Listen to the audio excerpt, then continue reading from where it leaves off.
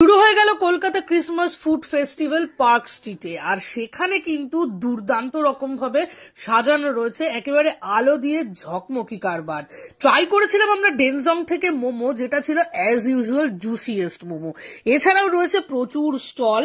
এই artisan bakery থেকে তোমরা ট্রাই করতে পারো এদের এখানকার বিস্কফ চিজ কেক, যেটা খেতে কিন্তু এক কথায় অসাধারণ ছিল।